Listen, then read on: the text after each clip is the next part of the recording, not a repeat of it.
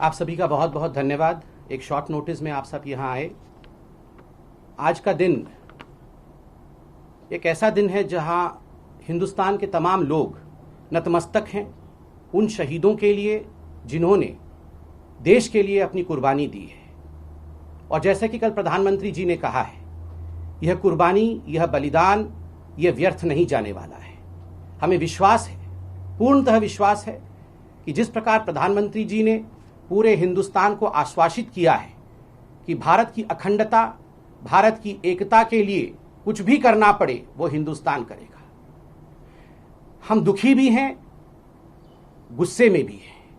गुस्से में इसलिए है क्योंकि भारत में जिस प्रकार की राजनीति आज राहुल गांधी करने की कोशिश कर रहे हैं वो अपने आप में ना केवल चिंताजनक है, वो अपने आप में कांग्रेस की राजनीति को और कांग्रेस के विचारधारा को दर्शाती है। राहुल गांधी जी, आप न केवल अपरिपक्व तरीके से व्यवहार कर रहे हैं, आप गैर जिम्मेदाराना तरीके से भी व्यवहार कर रहे हैं।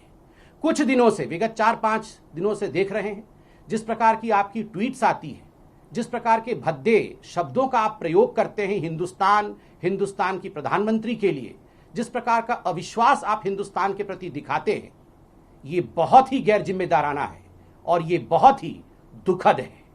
राहुल जी, कल आपने एक ट्वीट किया था जिसमें आपने बाइट भी दिया था और कहा था कि प्रधानमंत्री छुपे हुए हैं और आप डरिए मत। बंधुओं, प्रधानमंत्री कोई एक व्यक्ति नहीं होता है। प्रधानमंत्री हम सब का प्रधानमंत्री होता है।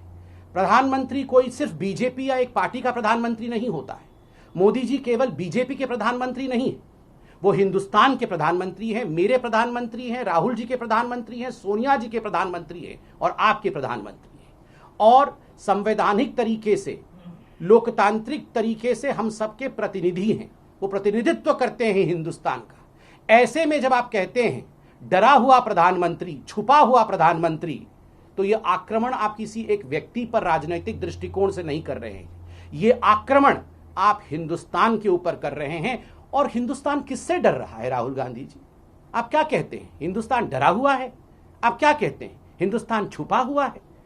20 जवानों ने शहादत दी है, उनको डरा हुआ बताना, उनको छुपा हुआ बताना देश के लिए ये गैर जिम्मेदाराना बयान है। ये हमें क्षुब्ध करता है। देश आज क्षुब्ध है आपके बयानों से। और आज पुनः आपने एक इर्रेस्पॉन्सिबल ट्वीट किया है। राहुल जी आज जानना चाहते थे कि why were our soldiers sent to the border unarmed. Rahul ji, आप में इतनी भी पेशेंस नहीं है, आप में इतना भी संयम नहीं है। आज 18 तारीख है ना, कल 19 तारीख है ना, ऑल पार्टी मीटिंग कल प्रधानमंत्री ने बुलाया है ना, इतना भी संयम, तृण मात्र का भी आप में संयम नहीं है। आप इस प्रकार के भद्दे सवाल एक ओपन प्लेटफॉर्म पे पूछ रहे हैं। आप ये दिखाना चाहते हैं कि भारतवर्ष ने अपने सैनिकों को बिना किसी हथियार के मरने के लिए छोड़ दिया। ये किस प्रकार का बयान है राहुल गांधी जी? राहुल गांधी जी, आप अगर पढ़े लिखे नहीं हैं, आपके पास जानकारी नहीं है, तो जानकारी लीजिए। घर में बैठ के लॉकडाउन का इस्तेमाल करते हुए कुछ किताबें पढ़नी चाहिए थी। आपके समर्थित सरकारों के समय, आपके सरकारों के समय क्या क्या वार्ता हुए थे, किस किस प्रकार की संधियां हुई थी, क्या एग्रीमेंट्स हुए थे। 1993 का एग्रीमेंट चीन के साथ क्या था, 1996 का एग्रीमेंट चीन के साथ क्या था, 2013 का एग्रीमेंट चीन के साथ क्या था। आपके पास अगर ये बेसिक नॉलेज नहीं है, I am sorry to say Rahul Gandhi ji, you are the most irresponsible politician that India has yet seen. आपको ये सब पढ़ लेना चाहिए था। खैर, ये प्रेस कॉन्फ्रेंस करके हम आपको आपकी जिम्मेदारी भी बताएंगे और आपको पढ़ के भी सुनाएंगे जो चीज आपको पता होना चाहिए थी। ये एग्रीमेंट है मेरे पास, ये 1996 का एग्रीमेंट है। और अगर मेरी नॉलेज सही है, आप वेरीफाई करिए राहुल जी, नवंबर 1996 में यह एग्रीमेंट साइन किया गया था। देवेगौड़ा जी उस समय प्रधानमंत्री थे। 1996 का एग्रीमेंट, और एग्रीमेंट का लब्बो लुबाब क्या था, मैं पूरा एग्रीमेंट नहीं पढ़ूंगा, कुछ आपको होमवर्क दे रहा हूं, आप घर में ये पढ़िएगा बैठ के, मगर लब्बो लुबाब था। Neither side shall open fire, cause biodegradation, use hazardous chemicals, conduct blast operations or hurt with guns or explosives within 2 kilometers from the line of actual control. Line of actual control के 2 kilometre तक, इधर 2 kilometre उधर 2 kilometre तक किसी प्रकार की कोई weaponry इस्तेमाल नहीं होगी, ब्लास्ट नहीं होगा, बंदूकें नहीं चलेंगी। और राहुल जी, मैं आपको बता दूं, शायद आपको विश्वास नहीं, वैसे आपको विश्वास ही नहीं है इंडिया की आर्मी के ऊपर। Indian army is the most professional army of the world. संधियों का एग्रीमेंट्स के साथ चलना, उनको बजाय रखना, उनको कायम रखना, ये एक प्रोफेशनल आर्मी का काम होता है। मगर फिर भी ये हमारे जाबाज सिपाही थे। शहादत से पहले उन्होंने जिस प्रकार से पीएलए को क्या किया है वो कल प्रधानमंत्री जी ने बताया है। फिर भी आपको विश्वास नहीं होता है, फिर भी आपको पता नहीं है। Read, understand and then speak mister Rahul Gandhi. Just don't rant against your country. देश के विरोध में केवल अपने ही लॉन्चिंग पैड के लिए, अपने राजनीति को आगे बढ़ाने के लिए इस प्रकार के अतथ्यों और भ्रामक चीजों को मत फैलाए। राहुल गांधी जी, ये तो मैंने आपको 1996 के विषय में बताया, किसकी सरकार थी वो भी बताया मैंने आपको। अब मैं कुछ सवाल आपसे पूछूंगा, आपने बहुत सवाल पूछ लिया है, अब कुछ सवाल हम आपसे पूछेंगे, देश आपसे पूछेगा और आपसे जानना चाहेगा। मैं इसमें ये आर्टिकल दिखा रहा हूं, मैंने इसमें किसने ये आर्टिकल छापा, वैसे ये आर्टिकल देश के तमाम बड़े जो मीडिया हाउसेस है सबने छापा था। यहां उनके पत्रकार भी मौजूद है जिनका आर्टिकल दिखा रहा हूं, मगर मैंने छुपाया है ताकि किसी एक पर्टिकुलर चैनल के प्रति ना जाए। सबने छापा था। ये 2008 का आर्टिकल है, 7 अगस्त 2008 का। Congress Chinese Communist Party sign MOU. अब मैं इसमें कुछ महत्वपूर्ण बिंदु पढ़ूंगा और मैं चाहूंगा कि सोनिया जी और राहुल जी इसका जवाब दें। अगस्त 2008 में एक बहुत बड़ी घटना घटी थी। India's ruling Congress and Communist Party of China on Thursday signed a pact to put in place a mechanism that would help regular high-tech exchanges between both these parties. मतलब कांग्रेस और कम्युनिस्ट पार्टी ऑफ चाइना के बीच में बहुत सारे आदान प्रदान हो, उसके लिए एक एमओयू साइन किया गया 2008 में। मित्रों, एमओयू, मेमोरेंडम ऑफ अंडरस्टैंडिंग, आपने देशों के बीच में सुना होगा, मंत्रियों के बीच में होता है, ये सुना होगा। तब कांग्रेस और कम्युनिस्ट पार्टी ऑफ चाइना के बीच में बहुत सारे आदान प्रदान हो, उसके लिए एक एमओयू साइन किया गया 2008 में। मित्रों, एमओयू, मेमोरेंडम ऑफ अंडरस्टैंडिंग, आपने देशों के बीच में सुना होगा, मंत्रियों के बीच में होता है, ये सुना होगा। दो पॉलिटिकल पार्टीज के बीच में ये कितनी बार सुना है, आप जरा बताएं। और क्या हुआ था इस एमओयू में, जरा मैं पढ़ के बताता हूं। The MOU was signed by the Chinese Vice President and Standing Committee member of CPC. CPC माने Chinese Communist Party, जो Communist Party of China. CPC's Politburo, Xi Jinping and Congress General Secretary Rahul Gandhi in the presence of his mother and party President Sonia Gandhi.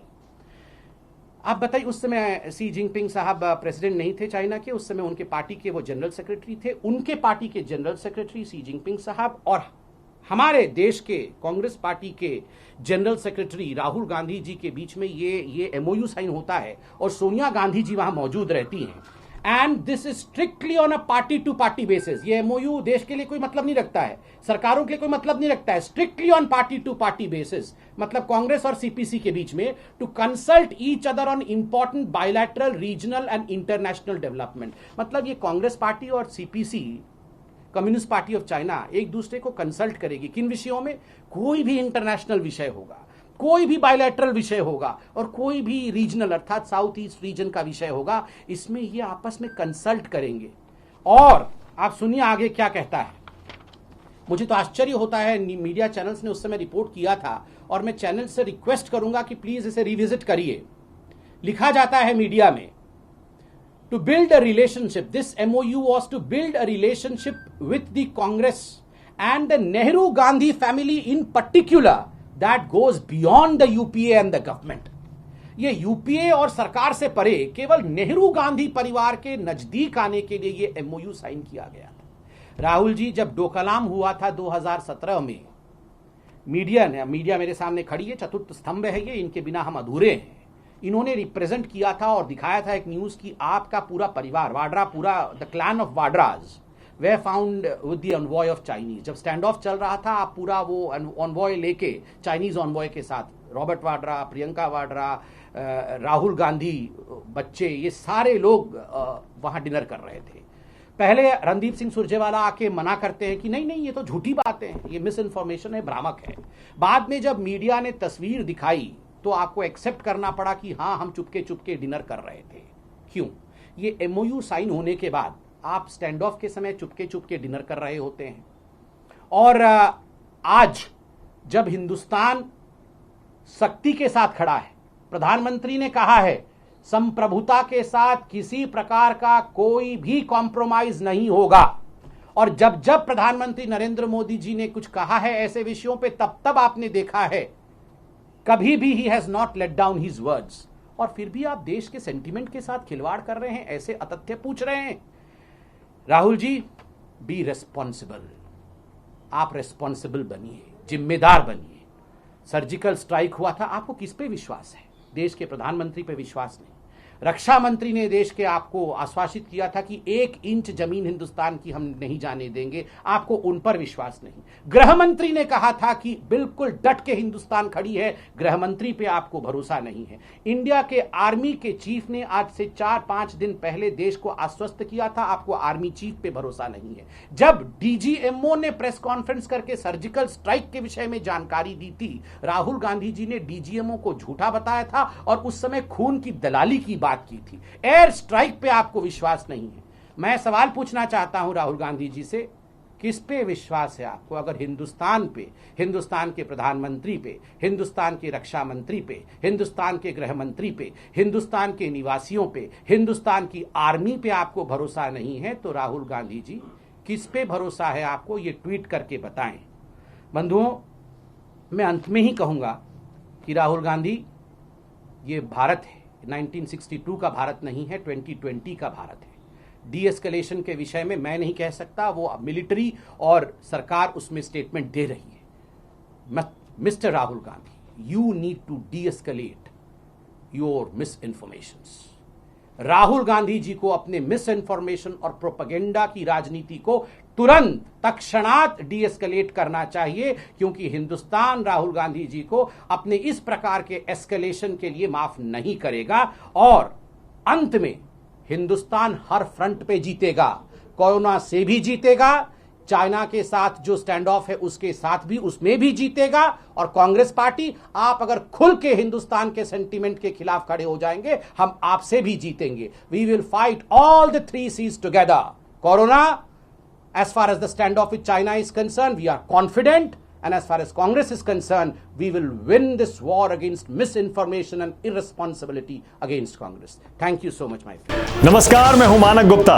अगर आपको हमारा ये video पसंद आया हो तो इसे लाइक और शेयर जरूर करें, और हां, हमें सब्सक्राइब और फॉलो करना ना भूलें, ताकि आप देश और दुनिया की कोई खबर मिस ना करें। चाहे कोई ब्रेकिंग न्यूज हो या कोरोना वायरस से जुड़ी कोई भी अपडेट, पॉलिटिक्स हो या आपकी जेब से जुड़ी कोई खबर, इलेक्शन की कोई न्यूज हो, कोई कंट्रोवर्सी हो या फिर कोई वायरल वीडियो, सब कुछ मिलेगा न्यूज़ 24 पर। तो जुड़े रहिए हमारे साथ और देखते रहिए न्यूज़ 24।